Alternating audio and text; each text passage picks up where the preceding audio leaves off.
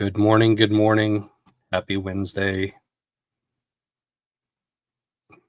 Good morning, Salty. Oh, you're muted.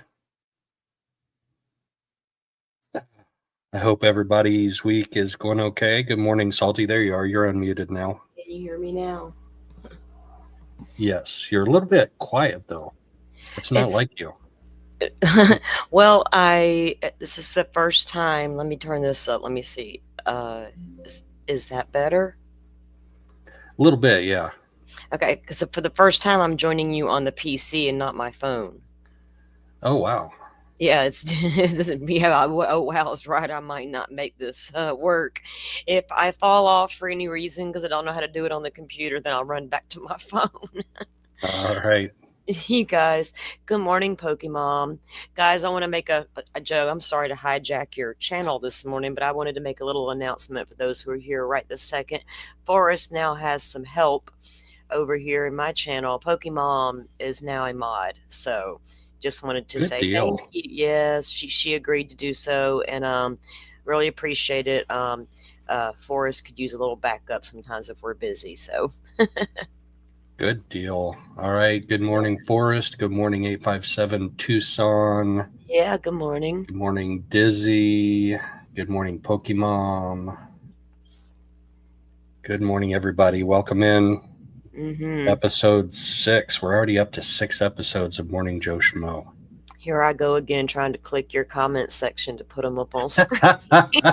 When am I going to learn that this is Joe's show, not mine?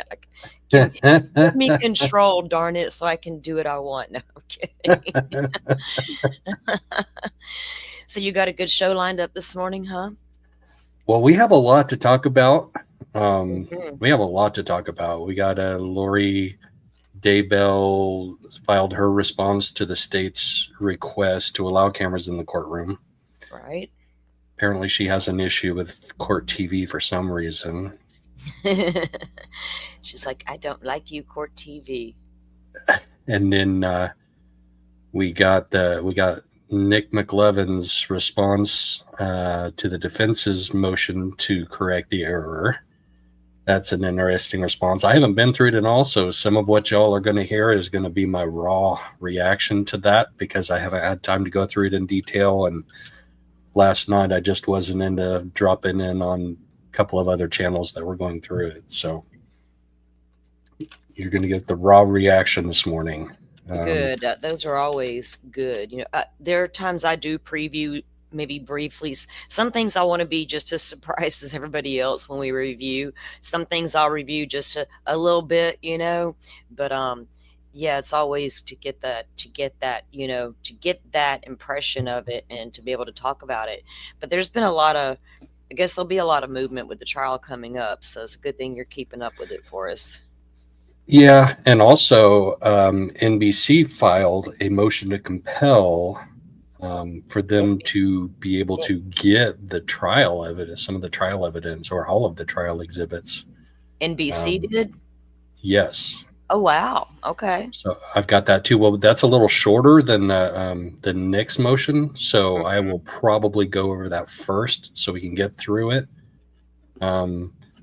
But they before that, I want to go over the 2 plane crashes. They have, as of about 14 hours ago, they have recovered all of the remains of the deceased from the Potomac, and that I saw that, and that's disaster. That's good. And Philadelphia, it looks like the NTSB, the National Transportation Safety Board, has completed their investigation on the ground, and they're going to start opening that street and those local businesses back up.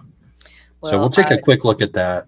Yeah, I'm glad. I did see the headline. I didn't look at it yet, but I did see the headline where they were all recovered, thankfully, because, you know, you losing someone's horrible, but not having them and their remains to do what you need to do for closure is never a good thing. So I'm glad they found them all.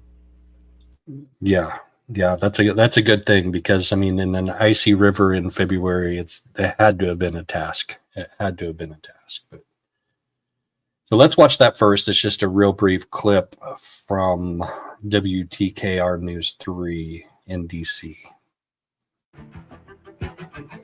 New tonight, the remains from all 67 victims of the midair collision over Washington, D.C. have been recovered. Almost 1 week ago, an American Airlines regional plane and an Army Black Hawk helicopter crashed into the Potomac River. Officials say it'll take several more days to remove all of the wreckage. Chris Van Cleve is following the investigation and the recovery tonight. It was a haunting sight Monday as pieces of the American Airlines regional jet were pulled out of the Potomac River just 5 days after the deadliest U.S. air crash in more than 2 decades. Among them, the battered midsection of the plane's fuselage, one of the engines, and a wing. Over the next 24 hours, our goal is really to complete our commitment to finishing the civilian plane recovery. DC Fire says additional remains were recovered in Monday's salvage mission and are in the process of being identified. We have positively identified 55 sets of remains. Newly released drone video from the National Transportation Safety Board shows a first look at the scene hours after the crash, the Black Hawk helicopter appearing mostly intact. Investigators say they're still poring over both aircraft's flight data and cockpit voice recorders and have obtained training and flight logs for both flight crews, maintenance logs for both aircraft, and are building the crew's daily histories, as well as completed interviews with all 5 air traffic controllers working the night of the collision as the NTSB tries to piece together what happened. There are questions about should the military helicopters be sharing the airspace with commercial traffic? The answer to that is yes. It happens all the time. So this is not a zero-sum game. We are in this national capital region. What we should look at is say, have we missed anything in terms of how this is designed, how the routes of are designed, and is there anything that we would, should, or could do differently to prevent this from happening again? At skating rinks across the country, a moment of silence was held Monday, remembering the 67 lives lost, including those in the ice skating community, as investigators push for answers. Chris Van Cleve, CBS News, Arlington, Virginia. So yeah, that was a good like round summary of where we're at right now. His question was very relevant. Should civilian planes be sharing airspace with military aircraft? And no, they shouldn't. I mean, sometimes you can't help it, but I live in a heavy military area. We've got planes, helicopters. We had the stealth bomber before it was known it was the stealth bomber. You test flight even over across the state line in Alabama at the big helicopter field out there near Enterprise. There's just certain areas they don't fly in, and you're not allowed to go into their space either because they are military training, and accidents do happen, especially when you're training. But what was the point? Sorry. I don't understand what he was doing there to begin with, or that close. You know what I mean? So I'm still confused about how that occurred. But I agree, they shouldn't be, unless they were near the airport, correct? Oh yeah, they were the American so Airlines. The American Eagle was right. coming in for a landing. Right. So why is a Black Hawk military helicopter near a civilian airport and not a military base? Are they coming in for a landing? Emergency was going on? Emergency landing needed? It looked like the helicopter was gaining altitude, and it looked like the plane was coming down for a landing. So that's my question too. Why was a military helicopter going through the direct flight path of a landing civilian aircraft? That doesn't make sense. It just doesn't, does it? I hope they get to the bottom of it so that type of thing doesn't happen again. We need to find takeaways from tragedies that make improvements, and so we do better and not just ignore it and say, oh, it was an accident. No, let's figure out what happened and make sure that doesn't happen again. It's horrible. Yeah, it is, and it seems unnecessary. It seems like an unnecessary That's tragedy. what I'm screaming. It seemed unnecessary, and they need to figure out what went wrong and why that military aircraft was right there on a civilian airport. I just don't get it either. Maybe as the investigation unfolds, we'll keep an eye on it and see how that works out. Yeah, it's not like the Snellenberger crash where the plane like hit I think a bird or something flew into the engine that caused one of the engines to go out, and he landed that plane successfully in the Potomac. That was a daytime crash, so probably Talking would about the have been Hudson a River, yeah, the Hudson River, yes. yeah, he had he hit the birds, and Yeah. what was his name? Pilot. I feel bad that I can't recall his name yet. Sully. Yeah. Sully. Yes. Yeah, Yes. Sully's his name. He Purdue He had, graduate, by the way. yeah, he did not panic. He did everything right. You know, luck, he had luck on his side as well, but he didn't panic, and his training kicked in, and all the things, you know, and he did everything that he could possibly do to try to save that plane. Sullinger. V says his name was Sullinger, and he was called Sully for short, right, V? Yes. Yeah. Yep. Sully. Yeah. Yep. Yeah, it All right, definitely wasn't a bird strike. It was a Black Hawk strike. Right. And a nasty one, too. I mean, instant explosion. Yes. Horrible. So let's take a look at the latest. I like this article from 6ABC in Philadelphia. It ends with kind of like a human interest aspect to it, because this was a medical transport plane that was from Mexico and that was headed back to Mexico. So most, if not all, of the occupants were from Mexico. So it's got kind of a human interest aspect to the end of it. Now to the latest on that deadly medical jet crash in Northeast Philadelphia. The NTSB has finished its work at the site, and the Roosevelt Mall is set to reopen tomorrow. Meanwhile, work is underway even tonight to get Cotman Avenue back open as well. Action News reporter Caroline Goggin live from the scene with the latest. Caroline. Rick, city officials gave us an update this afternoon. They tell us they hope that Cotman Avenue and this area can reopen by tomorrow morning. They also hope to have the businesses along this stretch reopen at some point during the day. As you mentioned, Roosevelt Mall, they plan to reopen by noon tomorrow. That's according to their website. But even with all of this progress being made, the city is stressing that the investigation into this tragedy is still very much underway. It has been 4 days since the deadly medical jet crash on Cotman Avenue, and progress is already being made to reopen the impacted area. We can start to restore the area of this tragic incident. City officials say the NTSB has finished its work on the ground in Philadelphia. Overnight tonight, a number of city crews will continue cleaning up to ensure that we have done thorough damage assessment on all of the infrastructure. According to the city, 4 homes were destroyed in the crash. 6 had major damage, while another 11 had other damages. In total, 366 properties in the Northeast were impacted. 7 people were killed, 24 others were injured. The city once again reiterated that those numbers could change.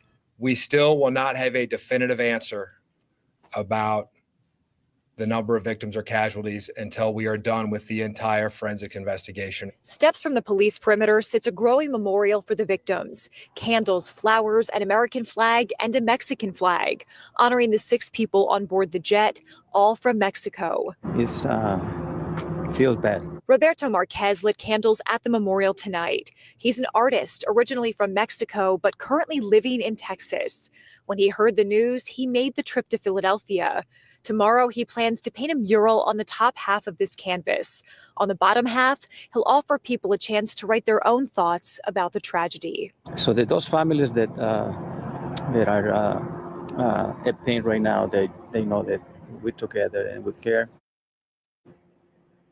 Marquez says they hope to hold a vigil at 6 o'clock tomorrow night here at the corner of Bustleton and Cotman. They're holding that just an hour before the city is set to hold a town hall meeting to speak with residents in this area about this situation. We are live tonight in Northeast Philadelphia. I'm Caroline Goggin, Channel 6 Action News. Rick. All right, Caroline, thank you.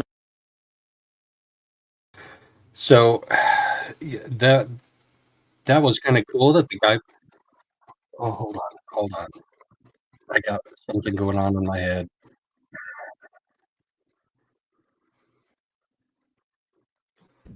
You got something going on in your head. Is that? Yeah, I hit stop screen, but but YouTube kept playing that, so I could hear it, and you guys couldn't hear what that Oh, next you got something going on in your head. I'm like, Joe, are you okay? We need to beat that I shit. always got something going on I in know, my head. right? Don't be acting like me over there, Joe. I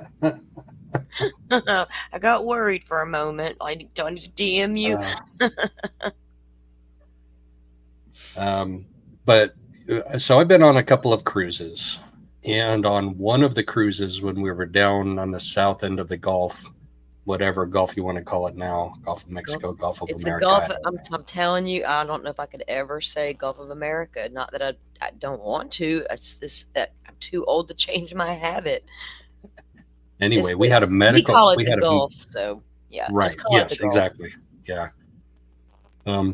We had a medical emergency, and they had to bring a helicopter, a medical helicopter, transport helicopter to the ship, get the guy on the ship, and then take him to one of the local hospitals there in Central America, whatever country we were closest to that had a hospital that could handle it. So my immediate thought was, man, if that happened to me, that would be incredibly scary. And also, like, what if I passed away, in a foreign country? Like, what would my family have to go through? What would my wife at the time have to go through to try and get me back, get my remains back to the U.S. And I mean, so that's kind of the same thing here. They're from Mexico. They went to Philadelphia for some type of medical treatment, and they crashed right after taking off. So I thought that was a neat little human interest aspect to it. Yeah, I've been on one cruise, but my ex-mother-in-law went on several. She was like, that was their thing. Her and her parents, they would go. And so the last cruise that she went on with her dad, they went to the Bahamas, and he passed away on the ship. Oh, wow. Yeah. Her sister they know people, so they had to contact people, but it took congressmen and other people getting involved to try to get him home quickly, because they do certain things and investigate certain things and look and make sure you're not trying to traffic certain things. And it's just crazy, things you wouldn't think that they would think of in other places. It's insane. I think it took 3-4 days before they could ever even start the process to bring him back home, to even start arranging for a funeral. So I totally get what you're saying. You know what I mean? And it's a scary situation. It was hard for her, being so far away from us, having to call us, tell us the news, then having to go through everything to try to figure out how to get him home, So such a headache. But you don't ever want to hear of children being harmed in any kind of way, especially dying in a medical. That's just a story I can't with, because I get that. And it's not, I know accidents happen, and I'm terrified to fly. And I see this week, I've really, I'm driving that shit. I'm not getting on no plane.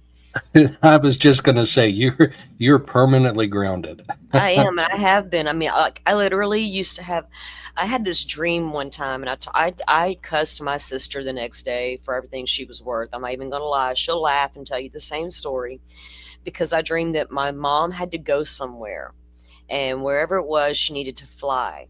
So we were going to go with her, and I was going to be brave and do it as well. Well, we get there, and for some reason we had to fly there. I don't even know, but we get there to the airport, and my sister, as we're getting ready to get on the plane, she lets me go first. She runs away and didn't get on the plane, and I was so mad. I'll never forget that dream. And I told her, I said, if anything ever happens and Mama needs to go somewhere, I'm not going anywhere near that airport. You're taking her. Oh, wow. I'm not doing it. I'll drive. If I can't drive, I'm not going. It may take me a minute to get there. Yeah, you and my dad both. Really? He's the same way, huh? Yep. I don't think they've released any black box info yet, have they, Joe? That's no, what Pokemon was NTSB asking. is still investigating and still part of an active investigation, so it'll probably be a while.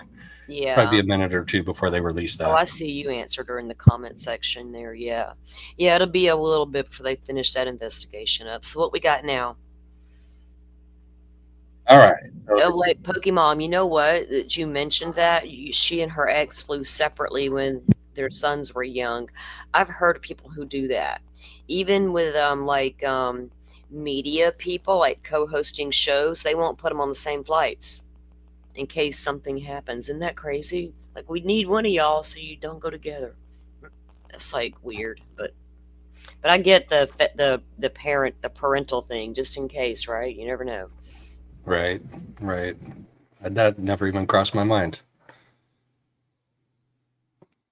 All right, so this is Lori Daybell's case. So her address is 2939 West Durango Street. I wonder, is that where the Maricopa County Jail is? I've never looked at that. But she is appearing pro per. So in Arizona, apparently you don't appear pro se representing yourself, you appear pro per. So it's a similar, if you're familiar with pro se, pro per is the same thing, just a different Latin word. Regarding the defendant's the topic is the defendant's objections to Court TV's media request for trial. So apparently she has access to a computer and a printer now because she's not handwriting her motions anymore. So there in Maricopa County Jail, she must have access to a printer now. The defense objects to Court TV's request in its entirety because of the bias they have already created in the community. Ooh-wee. Namely, Lori Daybell and her husband, Chad Daybell, are the commercial for Court TV.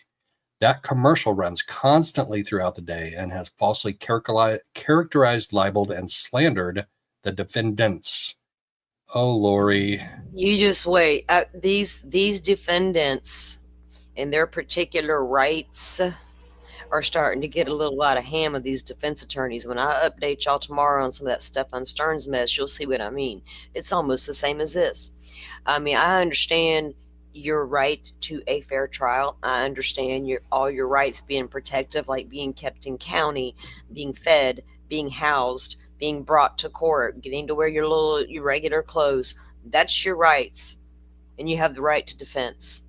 You don't got the right to come in and say certain words can't be said, certain terms can't be used, certain people can't come in, certain courts can't, TV cameras can't.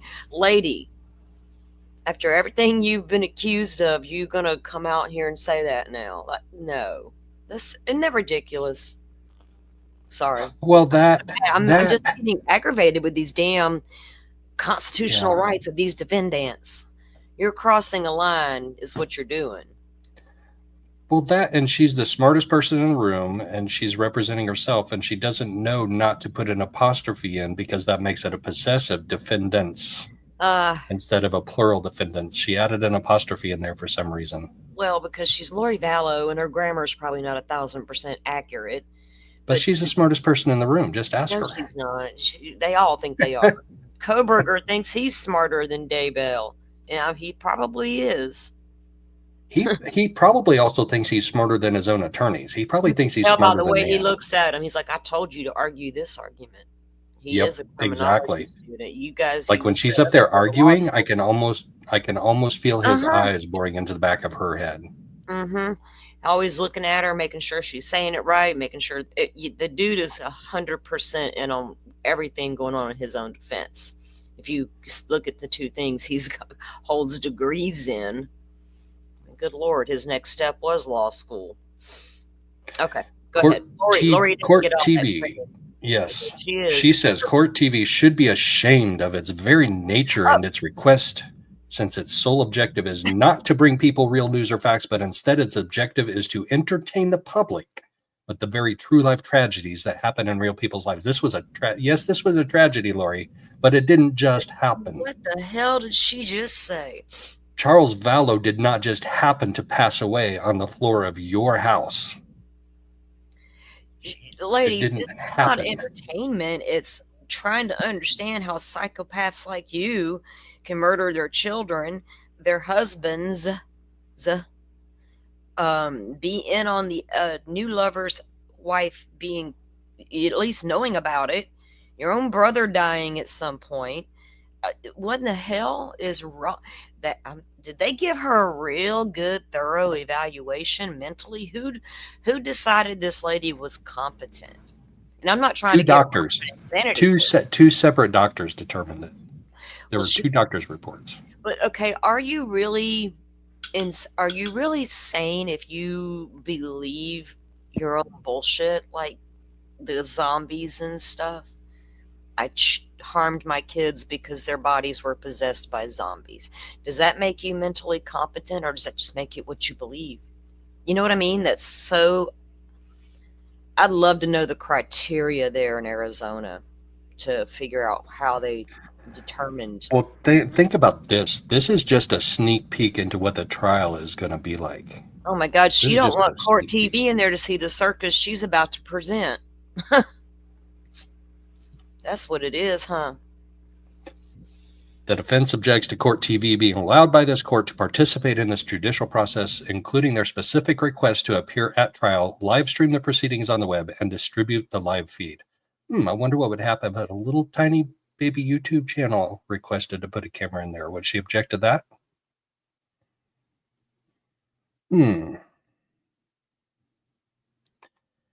That's it, though. Really short filing, but a sneak peek into what a circus this is going to be. Yeah, it'll be interesting to see what the judge's response will be to that one. Flores says that she just needs to be able to understand why she's there and who is to be. Yeah, this is true. If she understands why she's there and what she's charged with, I guess they're gonna. She's not in there talking crazy talk to them, I reckon. That she was smiling and laughing every time she's been. Yeah, exactly, Jody. She wants to smile at the camera. She likes to smile at Joe. She thinks Joe's cute. She has never even noticed me. She probably thinks about you at night. That guy that came to Oh, don't go there. Please don't go there. She's going to start writing you letters. She's Googling you, and she's trying to find out who Joe Schmoe is. She's going to get your address. You're going to be her sugar daddy while she's in the prison, Joe. You're going to be sending Lori commissary money before we know it. I'm teasing him, guys. I really am, because I tease him because I say he thinks that Lori's cute. He can take my teasing, I promise. Oh yeah, I can. Yeah, we're all good. Yeah. All right. Moving on to something not quite as fun.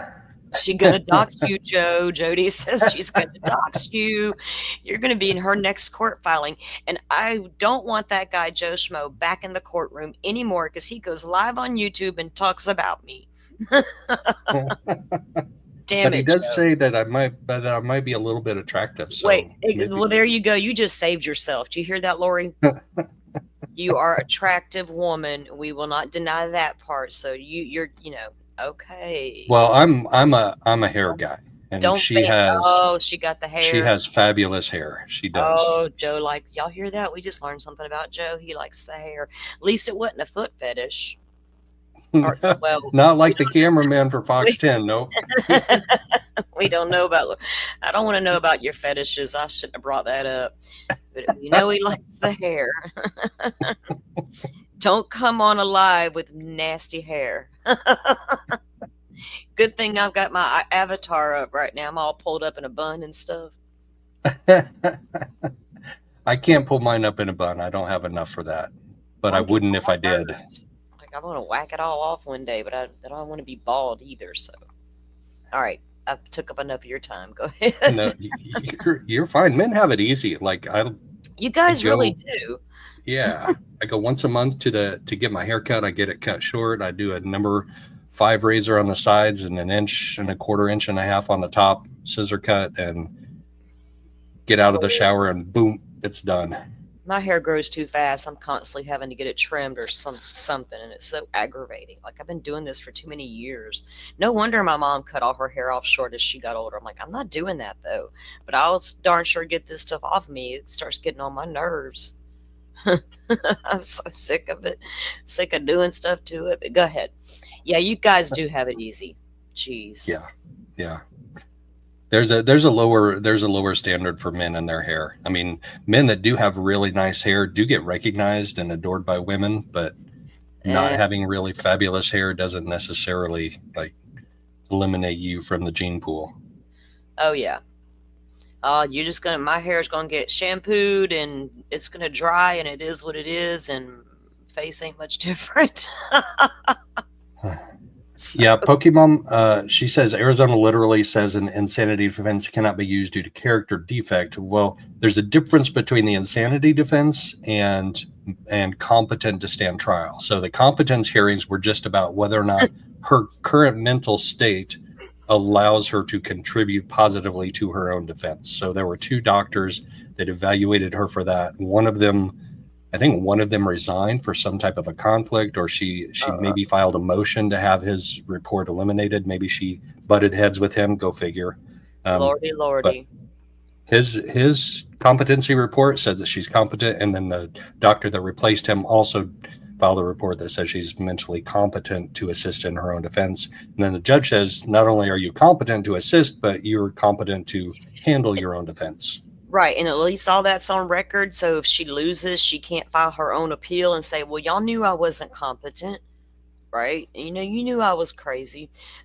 Pokemon, you about caused me to laugh so hard on Joe's live that I would have just hot flashes and neck pain led her to cut all her hair off this week. I feel you.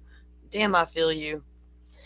She seems competent. She does seem competent, but she just believes her own bullshit, and you could tell that at the end of her at the end of the trial for JJ and Tylee, when she stood up and finally spoke and said no one was murdered. Like, what lady? There were no murders committed here. Yeah, there were no murders committed here, but lady, we just convicted you on those murders, but okay. So that's how you know she believes her own bullshit, Well, and then she evoked the name of Jesus Christ, who she's supposed to be a follower of, and said that he knows me, he knows my heart. And I honestly believe that she believes all of that.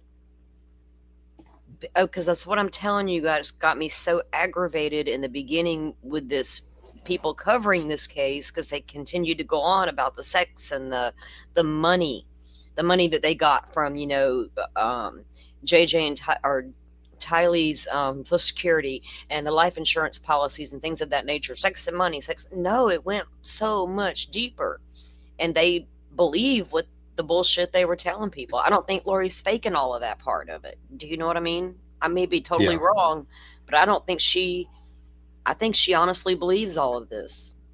All of it.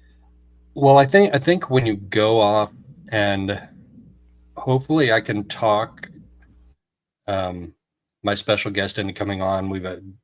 We don't have anything specifically set yet, but I've been talking with a couple of people who are close to the family, if not actual family members, and have some insight into that. And I just wonder, when you do an offshoot, quote unquote, cult religion like that, like Chad was doing with his teachings, which don't follow the mainstream teachings of the LDS Church, do you just start into it like, I'm not sure I believe this, but I'm going to say I believe it so I can be a part of this thing, and then eventually over time you actually do come to believe it?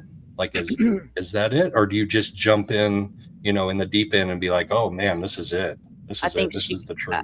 I think with her, she gradually began to go a certain way. And Charles even talks about that, when he's trying to get help to get JJ safe and all the things he was trying to accomplish. And then when she found Chad and his teachings, she really leaned into all of that. Like, Chad had them all convinced that he was like a prophet.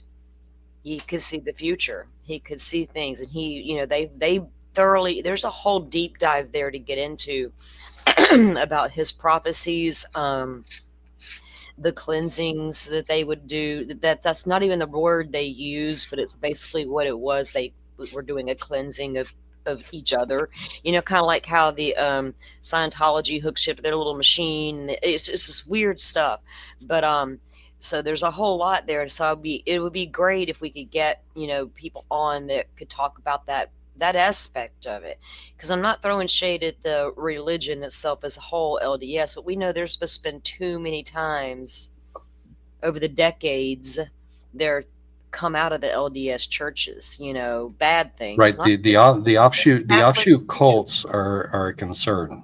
Yeah, Like the exactly. Yeah, and it is. And cult. And, like Pokemon says, cult. And you guys remember the Waco, Texas situation. What's his name? Yeah, when the Bureau of Alcohol, Tobacco, and Firearms lit that and place all up. them went into the Waco, and, they had a whole compound. Jeffers, what was his name? Jeffers ran the LDS community out there where all the kids were taken away. Warren Jeffs, that's his name. He ran a huge LDS offshoot out there. So there's a lot to get into there, and I think that would be a very interesting show. It can show some people. It was David Koresh in Waco. Koresh. I don't think he is. was related at all to the LDS church. No. But Jeffers definitely was. And Jeffers he was doing some sick stuff with minors. Yes, he was marrying 13-year-olds. Yes, he was, in the name of religion. And there were people who followed him that absolutely fell for everything he taught them. And I know that what happened in Waco wasn't tied to the LDS church, but it's the same type of situation. Oh, yeah. Religious situation. Pokemon says she's close to Utah, so she gets it, right? I mean, that area has a lot of the LDS and stuff in it, so. Yeah, and well, Chandler does too, right here in Arizona, East Valley, Arizona, east of Phoenix. Chandler, Mesa, Gilbert, all of these areas do have, there's like a Mormon church like every half mile here. Yeah, I would imagine, right?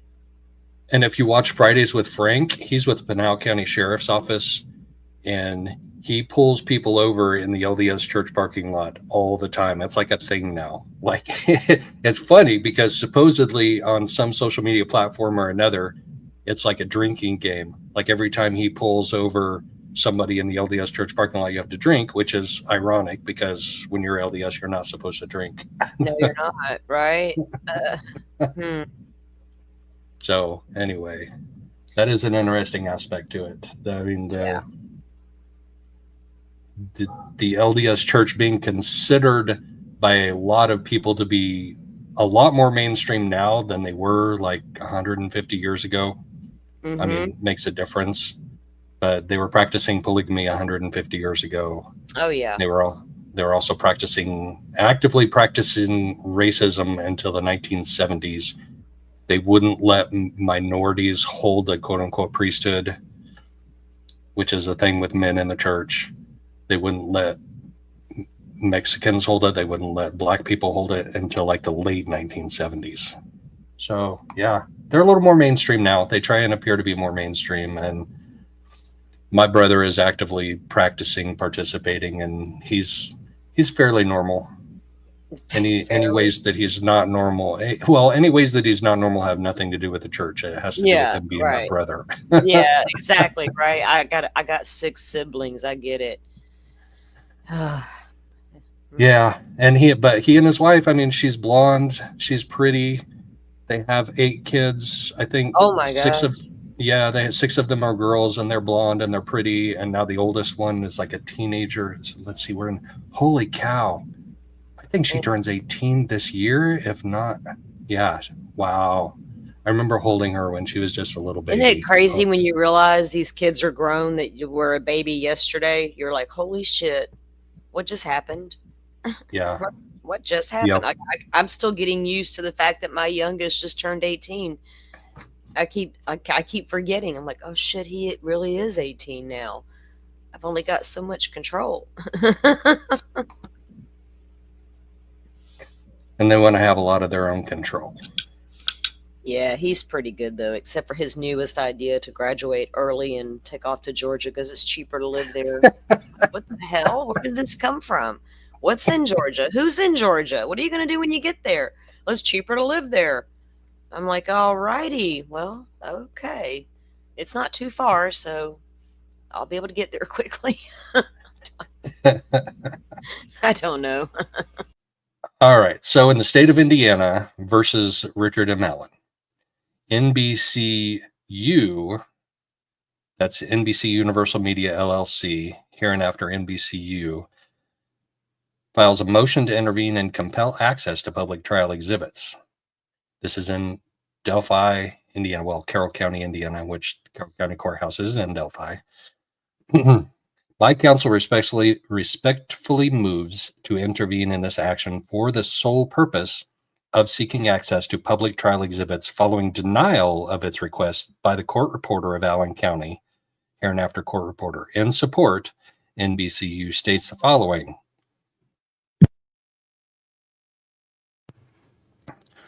NBCU is one of the world's leading media companies and produces Dateline NBC, a weekly news program focusing on significant legal proceedings and investigations throughout the country. What the does that have to do with anything? What does that have to do with getting access to trial exhibits? They need Sorry, it. that just They need it for their show. But that's stuck in my craw. We are we one need of the them world's too. We leading want them. Yeah, exactly. We're the public. Actually, follow your Indiana- own. JS Media needs the same exhibits. Follow their lead. But Don't. NBC's public access records law says nothing about separating the world's leading media companies from the rest of us who need to see the That's what I'm exhibits saying. too. Here's the thing. In Idaho, if you go back to some of the early media filings, and not only were you getting media filings from major media outlets, you were getting them from social media outlets as well. Ask JLR. There's several YouTubers who also applied for the same exact access because there is nothing saying we're different. There's not.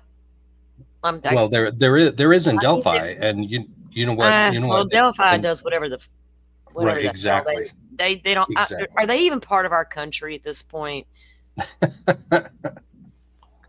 I'm so goddamn over that town. I'll tell you what, it's mentally and emotionally exhausting. I'm going to show you my FOIA requests and denials here in right after this, before we get to the state's response, or before we get to the state's response to the defendant's motion to correct.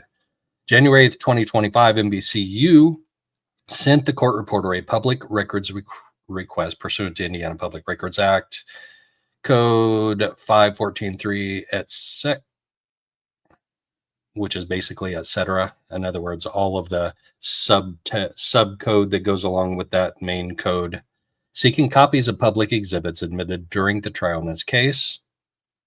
Hereinafter the request. In its request, NBCU specifically excluded exhibits under seal. Ooh, that was a good thing. I'm going to have to remember that. In acknowledgement that the public trial exhibits are voluminous, NBCU requested that the court reporter prioritize requests for 1, any and all recorded police interviews with Richard Allen, video and audio, and 2, I want to hear those too, and 2, any and all recorded prison phone calls between Richard Allen, his wife, and his mother. I wonder if they worded it that way, because there probably weren't any prison phone calls between Richard Allen, his wife, and his mother. It was probably between Richard Allen and his wife, and then other ones between Richard Allen and his mother. Anyway, I just say that because Nick McClellan and the Allen County Court reporter are going to use any excuse they can to deny. The court reporter responded as follows: I am in receipt of your request for release of exhibits. Perhaps at some point in the future, media may be permitted to view the exhibits that are not sealed and confidential pursuant to Indiana Rules of Public Access or court order at a time and date the court determines. But it would be after the filing of the transcript with the Indiana Court of Appeals, as the exhibits are required for that purpose. I mean, the trial is over. Release the exhibits that were used at trial. They're part of the public record. They can't be sealed because of an appeal.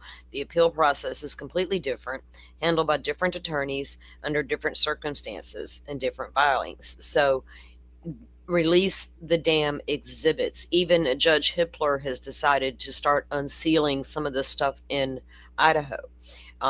So it makes no sense for them to continuously, because and who can no longer sit out here and watch what the state is doing and not agree that some sort of cover up of something is happening, either their own bundle of an investigation and they are just trying to save face, but they're making it worse each time they deny something and say, well, we're not, no, no, no. I mean, who in Indiana is watching them? Watch the watchers. I mean, come on. Like, where's your citizen watch groups? Where's that? Some kind of human interest party that's going to be like watchdog groups. You know what I mean? They need a watchdog group in Indiana to watch these courts, especially what's going on in Delphi. Yeah, and that's when you ask the same judge to recuse themselves and they were like, we're asking you to recuse yourself. No, I'm not. Okay, end of story. Please correct the error. Nope, we won't. Okay, end of story. And you're asking the same judge all this stuff each and every time. Yeah. So they're never going to give you anything at some point if they're continually denying No, everything. the Indiana Public Access Counselor is going to have to weigh in on this. Yeah, I And mean, there's going to have to be. I'd fight maybe that the too. Indiana Supreme Court. I was about to say, if I was in Indiana and I had the energy, actually, I don't even need to be in Indiana, but if I had the energy, I would probably get an attorney. If I had the money, I would get a private attorney and see if I could fight that all the way to the Supreme Court, because I think it's a crock of shit. Well, that's why it's important for me to wait until the Indiana Public Access Counselor weighs in on my appeal, because if IPAC denies my appeal, we'll get into that stuff. Let's get through this first. Yeah, So NBCU is doing a good thing here in filing this because they're pressing the issue, and we know we need to see the issue pressed, right? We need to see something happen. Item 5, NBCU asked if there is a way to know when the transcript will be filed, and the court report. Okay. And the court reporter replied, an entry for a notice of filing of transcript will be made in the online docket when the transcript has been filed. As of the date of this filing, item 6, it does not appear that any notice of appeal has been filed. Item 7, after receiving the denial, NBCU, out of an abundance of caution, sent material similar request to Carroll County Clerk on January 24th. The request to Carroll County sought priority access to the specific exhibits identified in the request to Allen County, along with a request for priority access to the 43-second cell phone video clip recorded by Liberty German. Carroll County Clerk responded on January 27th. So 3 days, that's pretty prompt response, stating that the requested exhibits would have to be requested through the Allen County Reporter and that these documents may or may not be available. That will be up to the judge. The same judge that has blocked all of them in the past. That's what I'm screaming. I like that. I mean, it's so... I can't even. If I was an attorney, I would be so mad and livid. I don't know what these attorneys think that do cover this case. Do you know what I mean? Like, what do they really think? I know Andrea's tried, and she even filed with the Supreme Court at one point and was denied. That was during trial. I don't know if that's been tried again since then, because it has to be the wording wasn't right, and you weren't a party to the thing and all these things. So go back and refile and continue to refile till you get it right. Where's Allie? We need Allie. She'll paper the court to death, according to Bob. Let's do it, Allie. Right. I don't know, but Carol Weineke, handled the the Supreme Court case when they had to go before the Supreme Court about the getting removed from the attorneys being removed and then put back on, all that good stuff. She helped draft all that and was one of the attorneys there, and she's on Twitter and she's still following, but she's not part of the appeals that I know of attorneys yet. So I don't, I guess they're going to let the appeals attorneys handle it, but I still got questions for some of the stuff we're hearing that the defense had, like the Ron Logan, or I'm sorry, the Brad Weber van timestamp coming in later than they claimed it did. There's just now I'm starting to have, I don't know, I got conflicted thoughts right now in Delphi, and I'm trying to process them without being unfair. Do you know if that makes sense? Yeah, no, it absolutely does.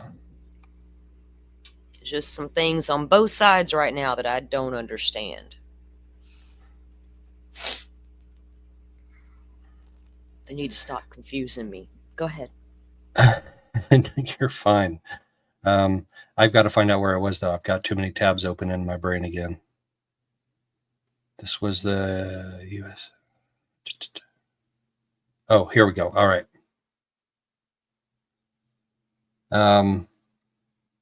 We'll go to item 10. Oh, item 9, motion to intervene. Because the Allen County Court Reporter has denied the request and because the Carroll County Clerk referred NBCU to Allen County Court Reporter, NBCU lacks further recourse without court intervention. Accordingly, NBCU requests leave to intervene in this action for the limited purpose of seeking access to the public trial exhibits as requested, with priority access to the following exhibits: any and all recorded police interviews with Richard Allen, any and all recorded prison phone calls between Richard Allen, his wife, and his mother. Oh, their lawyer didn't catch that. The 43-second cell phone video clip recorded by Liberty German. Together, quote unquote, the priority request hereinafter. NBCU seeks intervention for this limited purpose as a surrogate for the public. See Richmond Newspaper, Inc. versus Virginia, 448 U.S. 555573 from 1980. Motion to compel access to public trial exhibits. The Indiana General Assembly expressly recognized. Oh my gosh, this thing is like 7 pages long. I don't think we need to go through all this. The court should compel access to public trial exhibits. They're probably going to cite case laws and all the things they need to cite why they want this done, different things. So those are always lengthy when you get into that parts of them. Yeah. Okay. Item 22 might be important. The court reporter's refusal to provide access to the public trial exhibits until after the transcript is filed at the earliest is unreasonable and interferes with the public's right to access. Yeah. There is no reason that the public trial exhibits cannot be copied and provided to NBCU at the same time that the transcript is being prepared. Unfortunately, it appears that the public records may be held indefinitely absent court intervention. Amen. Right. The problem is especially acute given that no notice of appeal being filed, that no notice of appeal has been filed. They forgot has, as of the date of this motion. If anybody needs me to proofread your documents, you can't afford me. It drives me off insane, and they do it in Idaho all the time. And it's like, she's like, my God, did they ever proofread their stuff? And I get it. I'm like, we get it. It's crazy. Well, if you're typing this up in Microsoft Word, they have a little red squiggly line that goes underneath it when you have bad grammar or bad spelling. Right. There's a little red squiggly line. Don't ignore those. Yeah. Hey, you're doing this wrong. Correct yourself, or you look stupid. Granting access to the requested exhibits in this case. All right, we need to highlight this sentence and this assertion by NBCU. Granting access to the requested exhibits in this case, which has garnered significant public attention, would promote transparency and trust in the judicial system. So, riddle me this. Not granting access to the exhibits in the case, what is that going to garner? What is that going to promote? The lack of transparency and the lack of trust in the judicial system, especially in Carroll County, Indiana. Just saying. Just throwing that out there.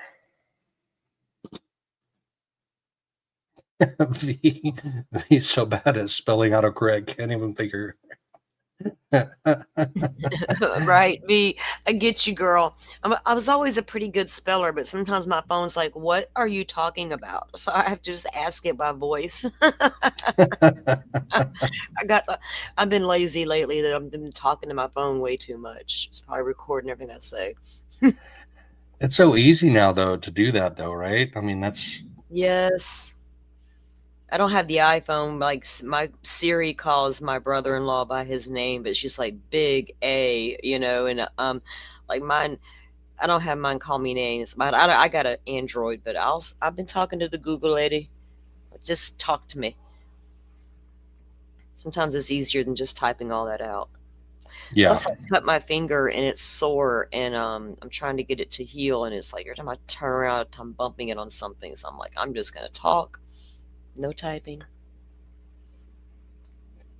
So I made a FOIA request to Sheriff Tony Liggett back in August for specific records. And you can see on here, I specifically requested to obtain copies of call logs, dispatch records, and search team records related to the February 13th and 14th search for the girls.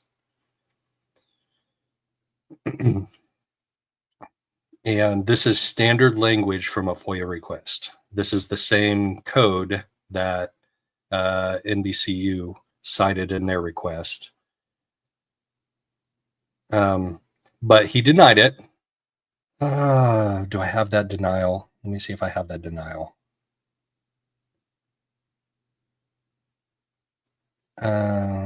Give me 1 second here. I have my FOIA request folder now has like 700 files in it from all of this crap. It's just nuts. Okay, yes. Yeah. I have the original request. Do I have the original denial? FOIA response. Here we go. Yes. Have the denial.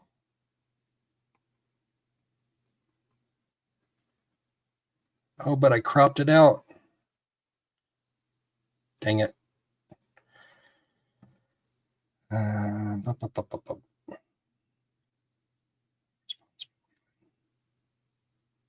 There we go. Yes. All right, I can pull that up. So what am I showing now? This is my original request back in August under the Indiana Access to Public Records Act. Inspector obtained copies of call logs, dispatch records, and search team records on February 13th and February 14th. So I just stated specific days. I didn't state specific times. The requested information is in the public interest and will contribute significantly to the public's understanding of search and rescue efforts related to the reported disappearance of Abby and Libby on February 13th.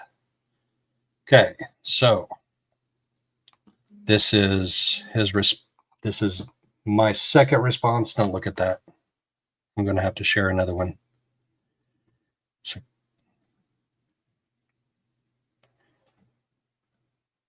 there's got to be an easier way to do this.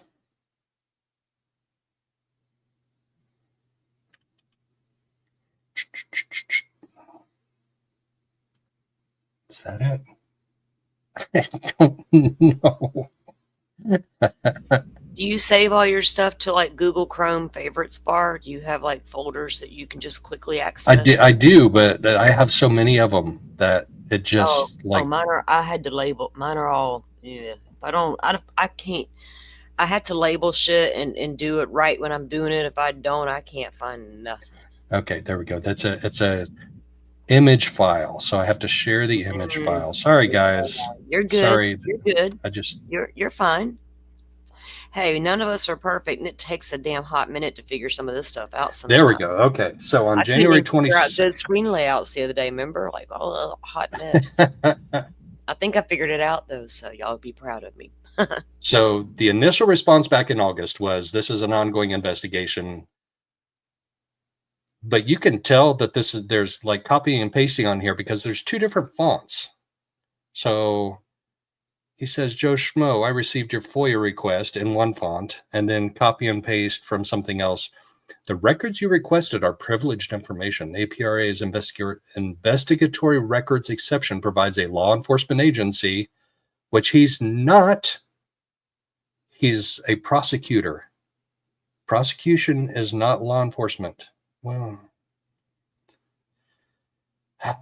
are they? They are part of the executive branch, though. So I guess you could interpret that as he is a part of the law enforcement agency, Carroll County Prosecutor's Office, maybe. Oh, he says, including the prosecuting attorney. So he includes himself in that. With the discretion to accept from disclosure information compiled in the course of the investigation of a crime. What investigation? What investigation, Nick? The records you request certainly contain information from the ongoing case against Richard L. The protection of records of active investigations has been recognized judicially. See Lane L. v. Spears, 13 NE 3D 859, Indiana Court of Appeals, 2014. Any release of information would compromise an ongoing open case and appeal of Richard Allen. Oh, appeal. No. They had to No. throw that word in there because there's no ongoing case. And you're not going to be handling the appeal, Nick. In addition, many of your requests are not specific enough. Okay, so here goes. So that's reason one. It's open appeal. Reason two. In addition, many of your requests are not specific enough to comply with or is information that is not part of the investigation. Okay, you're admitting right there. If it's not part of the investigation, then release it to me. Whoa. That's the first time that I have noticed that part of that sentence.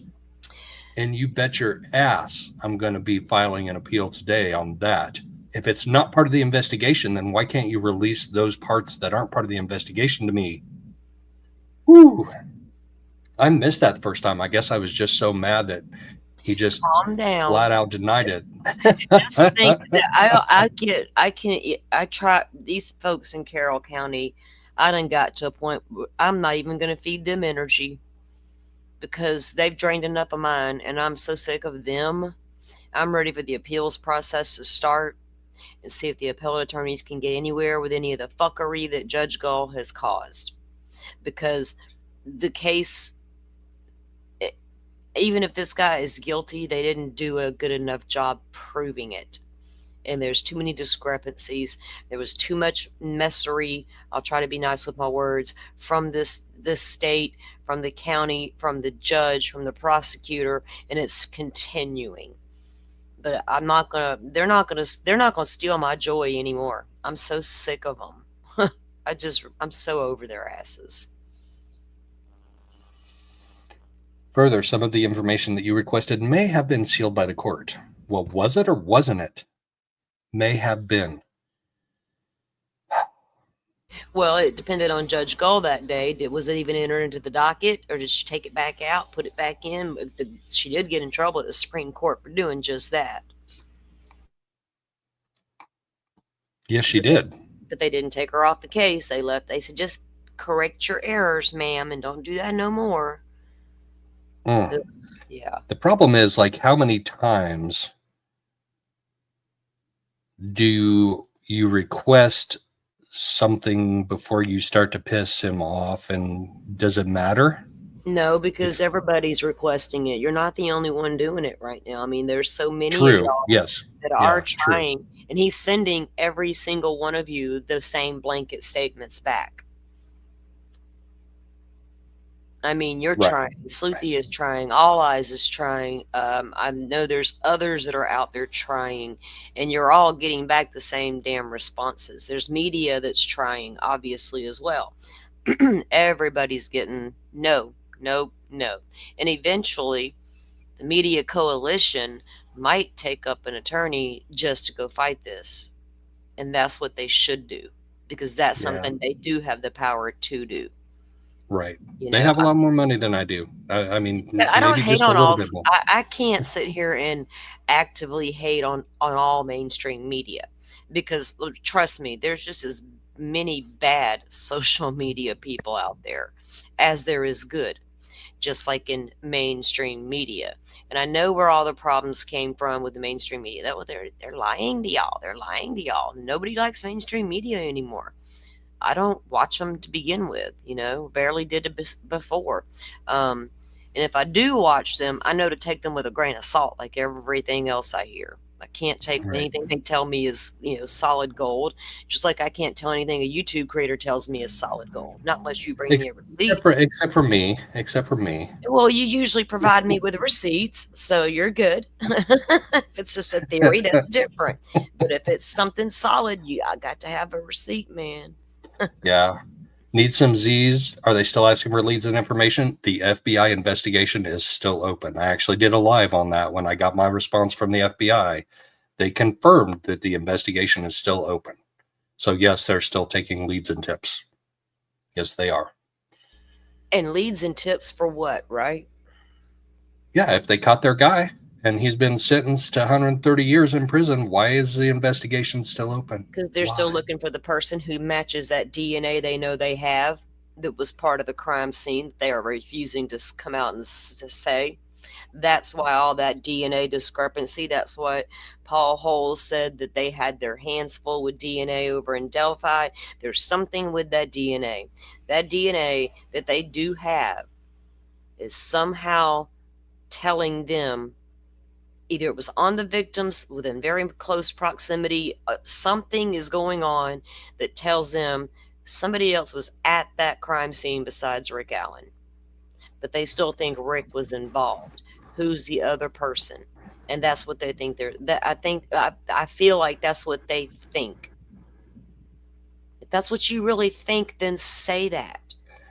I think that's what the FBI thinks, but I also think that's what ISP and Carroll County Sheriff's Office think, that there were more than one person involved, but it was too convenient for them to hang it all on one person, whether or not he was actually involved. I don't think they know whose DNA that is. It's not in whoever it is, the profile is not in CODIS. And I don't know what the issue with their IgG work was. If it pointed back to a suspect, maybe this is why the FBI was kicked out. We know they do IgG work. We're hearing all about that over there in Idaho. I have made videos about Paul Holes talking about the IgG in Delphi, how he did help them work on that. Okay. Then the FBI gets kicked out. Was the FBI also trying to make a form a tree on this DNA you got? Did it lead back to somebody y'all didn't want it to lead back toward? So you're like, oh, hell, FBI, get out of here with that information. Boom, we're not using IgG in this case. We don't have enough DNA. We're going to save it all for testing later, because back then, some of it could have got degraded just from being tested, especially the more you run it through CODIS. And I've learned that through a family member who has a child missing. Every time they run that fingerprint, we're degrading it a little bit. So we have to be very selective about when to run that DNA profile. But it's a very old DNA profile. So I'm just saying there's something going on there that absolutely proves to them there was somebody else at that crime scene besides Rick Allen. And I'm assuming it didn't match Ron Logan's DNA or any of the other people that were investigated. So who the hell does it belong to? If it did match one of the other people being investigated, Carroll County absolutely knows it. And that's what they're hiding. Oh, did I just make a revelation? That's my new theory, and I'm sticking to it. Repeat it. Okay, I can. I'll make a video about it in a little while. All right. I'm in a mood. Is it a damn full moon and I'm unaware? No, I don't think we're in the. Are you going to put that on Twitter? What, my video? Thanks. Yeah, your theory. Oh yeah, I'll put it out there. Yeah, put it out there. Everybody check for that. It's a good one, isn't it? It is. He did. It took him a minute to say, "Oh, well, should I agree with her or not?" You could disagree. You know that. Y'all could say, "Salty." I'm still figuring everything out. Heard no. like V saying that there was state trooper DNA found at the scene. Yep. I have heard that a lot, and I have yet to see it proven. It was talked about in trial, wasn't it? I didn't see it at trial, but I wasn't there every day, so I don't know. I wasn't at all 3 days of the hearings. I don't know. I don't know if it was brought up at one of the days you were there, but I remember all the nightly coverage we were watching and consuming. I want to believe that I might be wrong, but it could have been brought up. It was brought up in court, yeah, about a transferred DNA from one of the state troopers. But they have. Gosh, All Eyes has an amazing list of all the DNA stuff they do have, hairs and all these things. We'll have to get she's got it in her file that she has. So when we need to get her on panel again with us one day to have a good Delphi discussion and look at some of that stuff. Yeah, isn't that crazy? The guy that they say is the guy, and the jury found to be the guy, has been tried, convicted, sentenced, spending the rest of his life in prison, and we are still discussing it like we don't know what actually happened out there that day, because we don't. I know. And they're making it obvious that we don't. It's still under investigation. Just release the information. Like I just the fact that they are so reluctant to share anything. So let's go on to my next. So he sent me that email back on the 22nd. I turned around 2 days later and filed a response. I said, "Dear Sheriff Liggett," which it wasn't Liggett that sent me the email, it was freaking McClelland. And I didn't send the original request. I have never sent an email to McClelland, ever. All of my FOIA requests are to Sheriff Tony Liggett of the Carroll County Sheriff's Office. And my IPAC appeal was on the grounds of submitting a FOIA request to the sheriff's office. So I don't know why Nick is acting like Sheriff Liggett, the sheriff's office personal attorney, but he is responding to these FOIA requests. He's slick Nick. He thinks he can do whatever he wants. Dear Sheriff, due to the denial of the prior request on the grounds that it was not specific enough, I am resubmitting this request with more specificity. Ooh, that's a tough one on Wednesday morning. More specificity. That's the one that got me the other day. I had to say it like 5 or 6 times, and it was like, oh my God, stop with this word.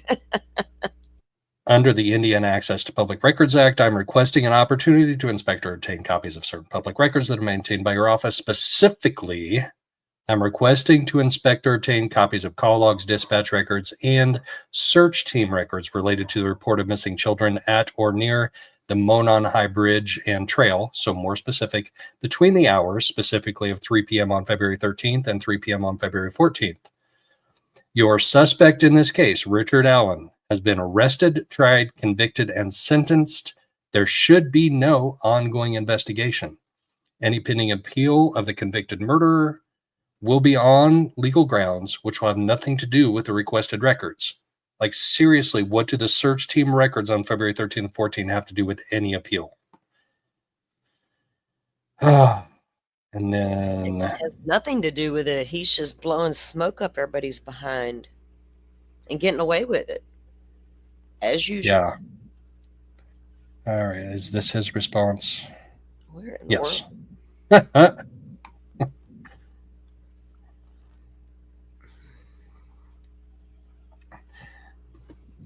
Dear Joe Schmoe, your FOIA request is denied in full. The reason for the denial is outlined in my email to you dated January 22nd, 2025. Sincerely, Nicholas C. McClelland. Well, at least he was sincere in that. Yeah. Denied in full. Very sincere. We appreciate that, Nick. Yes, we appreciate the sincerity with which you do your job to block everything from public access. Goodness. Yeah, so I've got more appeals to go through. In fact, I need to be getting on that. I just reread that last email from him from back on the 22nd and realized that he admitted that there were some documents I requested that may not have anything to do with the investigation. It's like, well, send me those. Send me those, dude. Well, not even you. I'm asking Sheriff Liggett. I'm not asking you, Mr. McClelland. I'm asking Sheriff Liggett to share files that he is in charge of. Yeah. All right. So I have another topic to go down, another rabbit trail, but it's going to take a good hour to go through it because the probable cause affidavit that I got in another local Lafayette case is very long, very many pages. It's very interesting, but that's going to have to be for another day. Some of these documents take time to move through, especially if you got a lot. I haven't even checked the docket this morning for Idaho. I was busy before you went live doing some research for tomorrow's show. I'm going to do a couple of case updates, and then I am putting together a bigger show for Idaho for this week. So that's coming up. But yeah, tomorrow I'll be Nice. live. Thought about going live this afternoon. I still might. I don't have a lot going on, and yeah, I might. So I'll let you guys know. But yeah, I will be live in the morning with my normal, coffee crime conversation show. So, but All right, good I deal. I'll be appreciate there the for it updates for you sure. brought us. Well, thank you. I appreciate it. I'll send you the link later when I get everything set up. But the updates that you're bringing us, because that's one of the things, in the cases we are all following as a community to get the updates, like even the Vallow case and touching up with what's coming down the pike in the Delphi case. It's and keeping up with the cases that we do follow when we get new information. All right. If you haven't subbed to Salty, there's her link right there. Make sure you sub up. Thank you. And guys, she's do the bringing. same. Yeah, do the same for Joe and hit that thumbs up if you don't mind. It helps us out for sure. All right. Well, I think that wraps it up for episode 6 of Morning Joe Schmoe. I think a little shorter one today is not a bad idea. So we got a lot of work to do behind the scenes. I've got a lot of work to do behind the scenes. I'm going to put together everything for tomorrow, so I still got some things I got to get set up here too as well. But you guys have a fabulous day. You might see me this afternoon. If not, I'll see you guys in the morning. Have a great day.